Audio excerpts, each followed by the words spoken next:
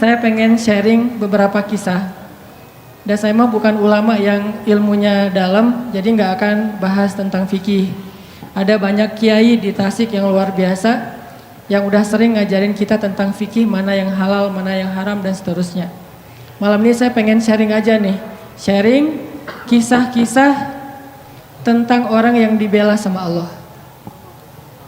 Kisah-kisah orang yang dibela sama Allah. Pernah nggak dibela sama Allah? Pernah nggak dibela sama mantan? Pas lagi reunian jalan nih, ketemuan sama teman-teman, ada dia di situ. Terus ada yang iseng sama kita atau ada yang baper sama kita, dia belain. Lu nggak usah gitu, dia nggak seburuk yang lo sangka. Pernah nggak dibela sama seseorang yang kita pernah sayang? Yang ada ditikung ya. Ini yang ngebelain kita tuh bukan manusia.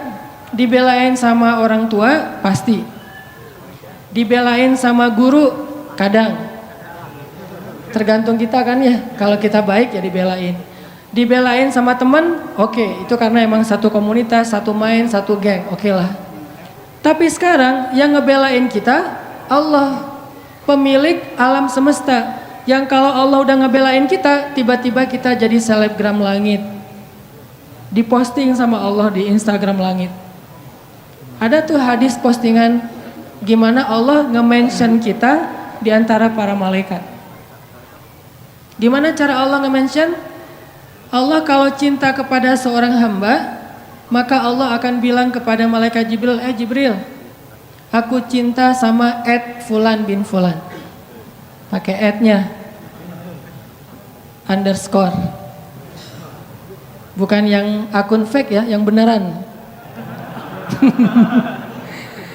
Aku cinta kepada @Fulan underscore bin Fulan.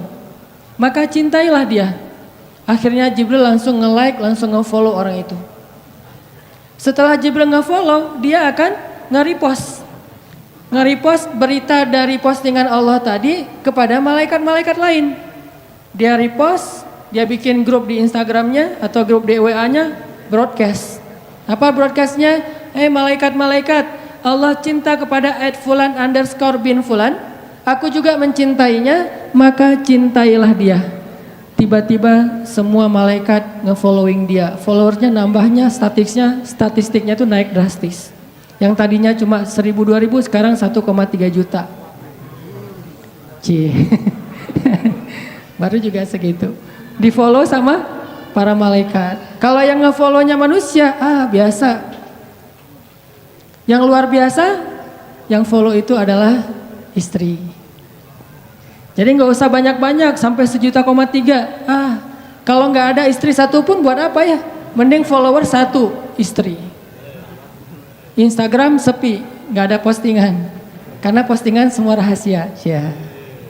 Kalau ada postingan yang masih bisa dipublish, berarti statusnya masih sendiri. Begitu berdua, semuanya di lock, nggak bisa masuk lagi karena sudah harus disensor. Nggak ngerti ya? Nikah dulu. Malaikat nge-following dia tuh, tiba-tiba jadi selebgram langit. Udah gitu malaikat juga semuanya pada nge-repost, masing-masing nge-repost kepada siapa? Kepada makhluk yang berada dalam tanggungan atau kerjaan malaikat. Malaikat di laut akan bilang kepada semua ikan, sesungguhnya Allah mencintai Fulan underscore bin Fulan. Jibril juga mencintainya, malaikat juga mencintainya, maka cintailah dia. Sehingga tiba-tiba seluruh hamba Allah Subhanahu wa taala kecuali jin ataupun syaitan semuanya akan nge-follow dia dan mendoakan dia dengan doa-doa yang baik. Bahasa sosmednya semuanya bakalan nge-like. Ini orang yang dibela sama Allah.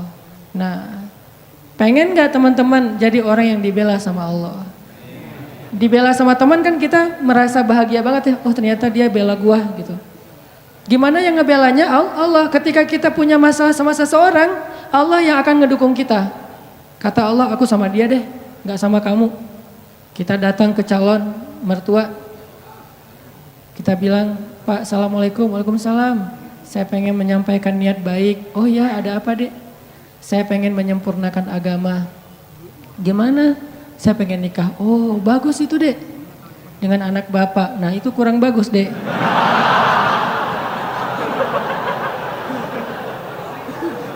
Ditolak nih mentah-mentah. Allah yang akan bela kita. Pulang, ya Allah dia nolak saya. Engkau maha melihat, engkau maha mengetahui. Bolak-balikanlah hatinya. Malam mimpi. Mimpi mau jatuh ke dalam jurang, tiba-tiba ada tangan yang narik dia pas ngelihat wajah kita. Saya lagi senyum gitu. Masya Allah berarti dia yang menyelamatkan saya nanti di akhirat. Pagi-pagi kepoin mana nih anak yang kemarin datang, cari. Akhirnya calon mertua sendiri yang datang ngelamar kita, bayangin. Pernah nggak ngalamin kayak gitu?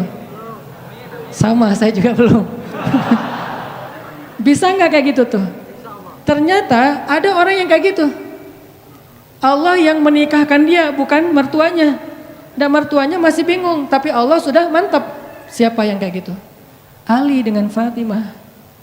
Sebelum Nabi menikahkan Ali dengan Fatimah, Allah sudah menikahkan Ali dengan Fatimah di langit. Itu kata Nabi.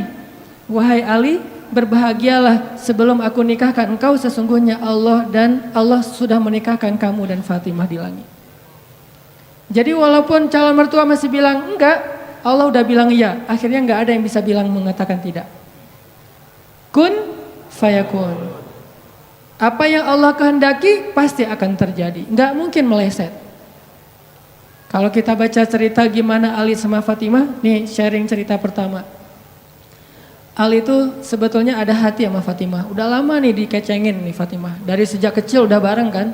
Main bareng, petak umpet bareng. Pokoknya masak-masakan bareng. Kalau anak kecil zaman dulu kan main jadi apa, suami istri, bapak ibu gitu ya. Naik motor-motoran berdua. Padahal adik kakak atau sepupuan. Fatimah sama Ali itu sepupuan. Dari kecil juga Ali udah ngecengin Fatimah. Cuman kan Ali orang yang terhormat. Setelah dia balik, Fatimah udah balik, udah nggak mau lagi ngeliat-liat. Kalau waktu kecil biasalah anak kecil juga main, Fatimah, Ali gitu. Akhirnya pas udah usia remaja, Ali mulai makin yakin, makin tertarik sama Fatimah. Cuman nggak pede. Siapalah saya, kata Ali.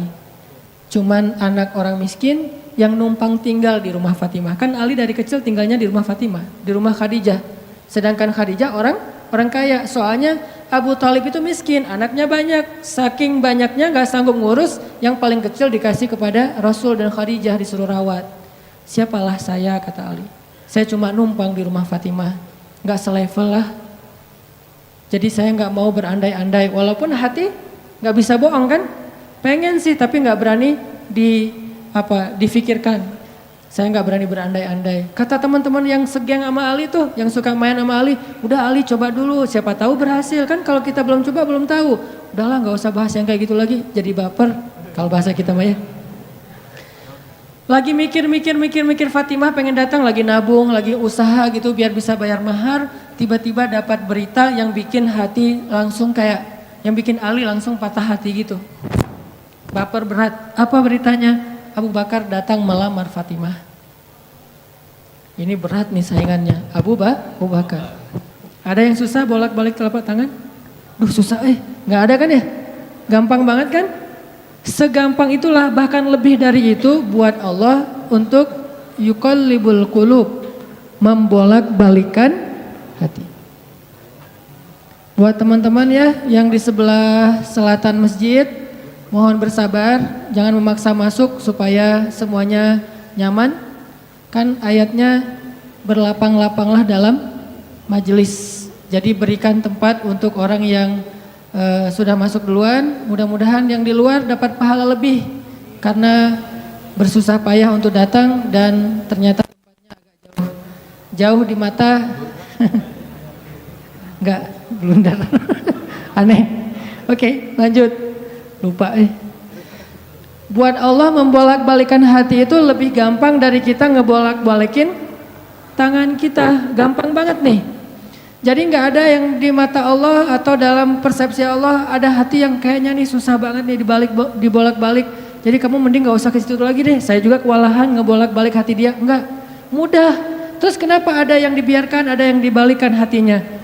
Karena ada yang pantas, ada yang tidak pantas. Jika kita sudah punya kepantasan, Allah akan balikan hati kita kepada kebaikan. Allahumma habbib ilainal iman wa zayyinhu fi qulubina wa karrih ilainal kufra wal fusuqa wal isyan waj'alna minar rasyidin. Hafal doa itu? Nanti cari di YouTube lah ya. Ya Allah, jadikan kami cinta kepada amal soleh dan jadikan rasa cinta itu indah di dalam hati kami. Jadikan kami benci kepada dosa dan jadikan kami termasuk orang-orang yang mendapat petunjuk. Allah bolak-balikan. Gitu juga dengan hati calon mertua. Gimana pun dia ngeblok, nggak boleh masuk lah, gerbangnya digembok segala macam. Cuma gerbang. Mau 1000 lapis gerbang, kalau hatinya dibalikin, hilang semuanya tuh. Gampang banget kan? Buktinya malam ini nih. Allah membolak-balikan hati kita yang tadinya punya macam-macam rencana pada malam minggu, akhirnya Allah balikan hatinya, udah ke Masjid Agung aja deh. Bukan karena saya, bukan karena pemuda hijrah, bukan karena teman-teman panitia, tapi karena Allah mengikat hati kita, mengarahkan hati kita untuk bisa datang ke masjid. Sehingga ribuan anak muda tiba-tiba memakmurkan dan meramaikan majelis ilmu. Kalau di ribuan orang aja bisa Allah bolak-balikan hatinya, apalagi cuma satu orang. Ya, ada berapa ribu sekarang? 15.000? Lebih nih Masjid Agung ini daya tampungnya berapa? 10.000 ya? Sampai keluar. Berarti sekitar 20.000. Ini benar-benar sesuai dengan yang dulu banget saya harapin 2 tahun yang lalu bisa ngalahin Tomorrowland. Minimal DWP lah ya. Bisa ngalahin DWP atau kalau bisa Tomorrowland. Saya pernah kemarin tuh acara taklim di Pekanbaru, An-Nur, yang datang sekitar 25.000 anak muda di depan masjid penuh. Malam yang sama ada acara juga di mall, tapi acaranya sepi, yang taklimnya rame. Masya Allah. Habis itu baru ke mall. Tetap aja sama-sama rame. Intinya teman-teman, mudah buat Allah. Sama kayak Allah membolak-balikan hati Nabi Muhammad, mertuanya Ali bin Abi Thalib. Padahal udah yang datang itu kurang keren apa coba? Abu Bakar. Secara fisik terkenal Abu Bakar itu orangnya putih, nggak terlalu gemuk, jadi badannya tuh bagus. Terus orangnya dermawan, akhlaknya paling mulia dan nggak pernah syirik sejak zaman jahiliyah. Di antara sahabat Nabi yang gak pernah melakukan dosa syirik sejak zaman jahiliyah, Ali dan Abu Bakar. Malah Abu Bakar tuh waktu kecil pernah diajak sama ayahnya untuk nyembah patung. Begitu ayahnya selesai ibadah nyembah patung pergi, itu patung diludahin sama Abu Bakar. Dilemparin kotoran sama Abu Bakar. Apa sih lo patung doang masa disembahin? Kalau lo bisa balas gua, coba lo balas, dilemparin. Ternyata gak balas. Dari kecil juga Abu Bakar itu udah gak pernah syirik. Orang yang sangat terjaga, hanif. Dan julukannya juga sama dengan julukan Nabi Ibrahim, Siddiq. Wadhkur fil kitab Ibrahim innahu kana siddiqan nabiyya. Ibrahim Siddiq, Abu Bakar Siddiq, sama nih. Bahkan Nabi sering membandingkan Abu Bakar sama Ibrahim. Engkau wahai Abu Bakar seperti Ibrahim. Engkau wahai Umar seperti Musa. Ya iyalah Umar ya. Musa kan gak sengaja noel orang langsung meninggal kan ya. Ngelihat Bani Israel agak ramai gitu lagi mau gelut sama orang Kipti. Karena Musa kasihan kepada Bani Israel yang lemah, akhirnya dia cuma ditakol dikit lah si orang Kipti ini teh. Cuma apaan sih lo? Meninggal. Belum diginiin baru gini doang coba. Jadi kalau dulu ada ultimate fight kayaknya Musa tuh juara bertahan tuh. Nah kalau di zaman Nabi orang kayak Musa, Umar, Jawara, Quraisy. Kalau ada yang macam-macam sama Umar, lo berani sama gue. Nih lo lihat nih. Nggak ada yang berani sama Umar. Kalau lo pengen istri lo jadi janda, anak lo jadi yatim, lo tunggu gue di belakang gedung itu. Gedung, bukit. Nggak ada gedung dulu teh. Nggak ada yang berani nungguin Umar. Lancar aja tuh hijrahnya. Artinya Abu Bakar tuh sering bandingkan kayak Ibrahim. Terus dengan Nabi akrab banget tuh Abu Bakar. Jadi kayak soulmate-an berdua tuh. Belum dapat risalah Islam juga, Nabi itu kalau jalan sama Abu Bakar jalan yuk kemana, ngopi kalau bahasa kita teh, ngopi sama Abu Bakar berdua. Dari zaman sebelum Islam juga Nabi itu dalam tanda petik udah sering ngopinya sama Abu Bakar. Coba enak nggak nolak teman ngopi kita? Agak susah kan, dia ngajak kemana, nggak enak kan nolaknya, ya udah gue datang gitu. Ali ngerasa, wah nih yang datang nih saingan berat nih. Pernah bersaing dengan orang kayak gini? Pernah, cuman sering kalah. Nggak ada saingan juga masih ditolak ya, apalagi ada saingan. Nah itu mah saya banget, bukan teman-teman. Udah biasa ditolak, pada akhirnya diterima juga. Karena saya nggak mau menyerah. Datang Abu Bakar, mau ngelamar Fatimah. Ali pas tahu berita itu, ya udahlah berarti pupus harapan. Hashtagnya berhenti aja. Udah nggak bisa ngapa-ngapain. Tidak lama kemudian setelah Abu Bakar lama di rumah Nabi terus pulang, Ali merhatiin wajah Abu Bakar nih, wajah diterima atau wajah ditolak nih. Ternyata dapat kabar Abu Bakar ditolak sama Nabi. Yes, kata Ali. Abu Bakar ditolak sama Nabi. Cuman sisi lain, Ali makin gak pede. Kalau Abu Bakar aja ditolak, siapa saya? Bahkan lebih ditolak lagi. Jangan-jangan belum sampai di pintu juga, udah Ali pulang aja deh. Abu Bakar aja ditolak. Yang kurang apa coba? Akhlak luar biasa, agama terbaik, bahkan umat Islam paling baik imannya tuh dan amal solehnya Abu Bakar. Gak ada tandingan lah. Mau ngelihat surganya di akhirat. Orang kaya di dunia dan kaya di akhirat tuh Abu Bakar tuh. Ada orang yang di dunia miskin, di akhirat kaya. Di akhirat miskin, di dunia kaya. Kalau Abu Bakar, dunia akhirat kaya. Surganya Abu Bakar tuh dikelilingin sama Jibril. Jadi Jibril lagi pengen ngukur surganya Abu Bakar. Terbang setahun. Udah setahun terbang, itu baru di pinggirnya surga Abu Bakar. Belum sampai ke tengah. Padahal Jibril itu kecepatannya lebih tinggi daripada kecepatan cahaya. Bayangin, udah setahun perjalanan cahaya baru di pinggir surganya Abu Bakar. Belum juga masuk, belum sampai ke alun-alunnya surga Abu Bakar. Baru juga perbatasan coba. Kurang apa Abu Bakar? Ditolak sama Nabi. Duh, makin gak pede, kata Ali. Cuma gak pakai, bukan orang Sunda soalnya. Gak lama kemudian datang lagi. Cowok keren, jawara Mekah, Umar datang. Assalamualaikum. Suaranya agak-agak gitulah. Walaupun susah nirunya, cempreng soalnya. Assalamualaikum, waalaikumsalam, kata Nabi datang. Pas diintip sama Ali, tanya-tanya ke teman-temannya, ada berita apa nih, trending topik. Ternyata trending topik di Twitter, Umar melamar Fatimah. Wah rame lagi viral di mana-mana. Makin, aduh saingannya berat-berat gini, gak ada yang di bawah saya gitu yang datang, biar saya agak-agak pede gitu. Ternyata Umar pulang juga ditolak lagi sama Nabi.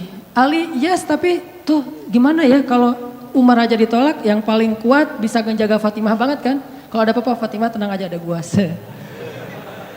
Naik motor berdua sama Umar gitu kan zaman kita mah ya.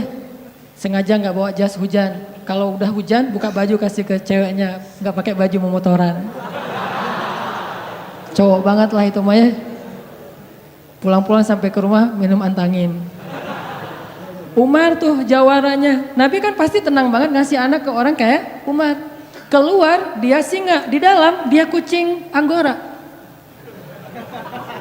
Maksudnya apa? Dia tuh gak pernah kasar sama istrinya, walaupun dia keras kepada musuhnya. Kalau dimarahin istrinya, diem aja. Udah selesai dimarahin, udah.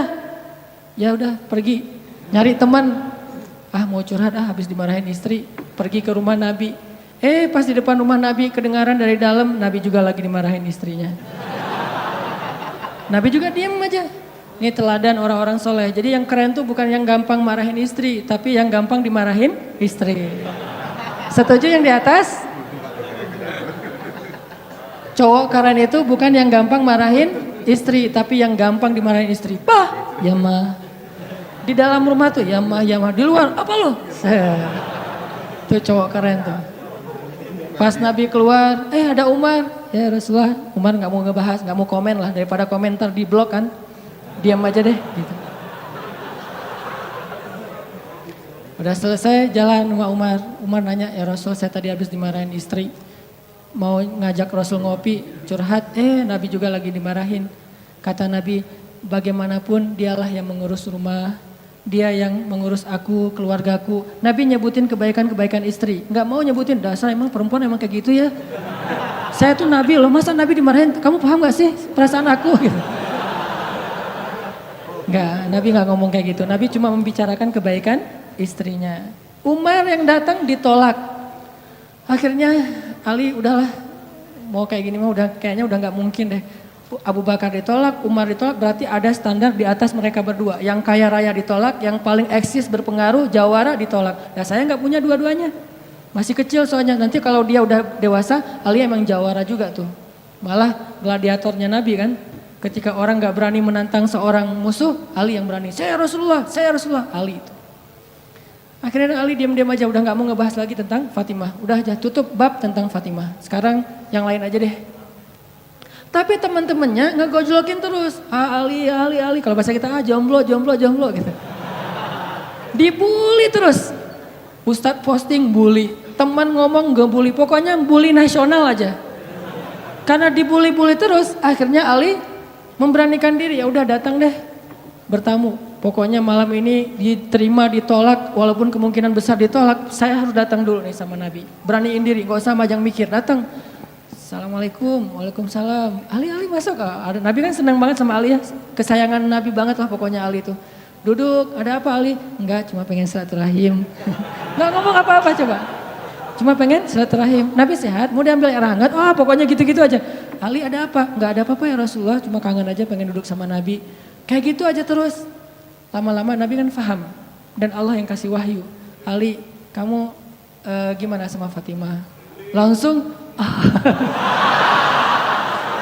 Fatimah. Kebayang gak sih perasaan kita tuh sama orang yang kita kayak udah ngeklik banget, udah habis-habisan, pokoknya kalau gak dia saya mending gak usah nikah deh, gitu ya. Kalau gak dia mending saya jomblo aja seumur hidup. Kalau gak dia mending saya bunuh diri aja. Udah gitu bunuh dirinya gak mati lagi kesangkut di tiang listrik. Ali itu udah hatinya tuh udah kena banget sama Fatimah dan itu karena Allah yang mengikat hati mereka berdua. Pas Nabi bilang gitu, Ali langsung curhat. Ya Rasul, ya saya pengen, tapi saya nggak punya apa-apa. Kata Rasul, kamu punya apa? Saya di rumah tuh cuma punya 3 barang, 1 pedang, 1 onta, 1 baju besi.